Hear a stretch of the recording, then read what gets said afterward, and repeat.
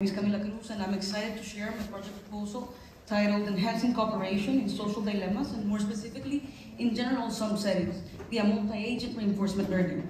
Okay, so social dilemmas arise when individual rational actions end up harming collective welfare. A classic example is the iterated prisoner's dilemma, but more complex environments like melting pot make cooperation even harder to maintain. By improving coordination in these scenarios, we can boost efficiency, reduce resource waste, and ensure fair outcomes in a wide range of multi-agent systems. In general-sum settings where agents can both compete and collaborate, traditional methods like BDN or QMix often break down under shifting rewards or partial observability.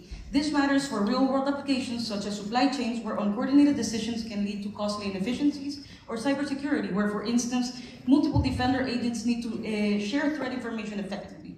Tackling these dilemmas can dramatically cut costs and bolster resilience, which is why robust cooperation is so critical. Researchers have tried opponent-shaping approaches like LOGLA, where each agent's behavior nudges the learning of others, and more advanced versions like stable opponent shaping, or SOS, promise even more consistent cooperation. Meanwhile, the melting pot framework offers intricate scenarios that simulate cultural and resource-based interactions, yet many existing studies still focus on simpler or static tasks, leaving a gap for robust, scalable methods that can handle a large group of agents and dynamic incentives.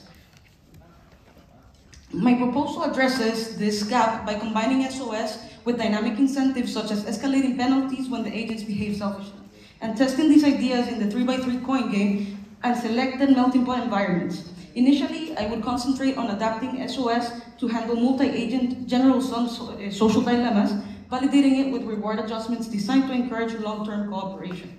Here, the intention is to develop an implementation showcasing how SOS and dynamic incentives potentially outperform baseline algorithms in terms of sustained cooperation, adaptability, and overall collective reward.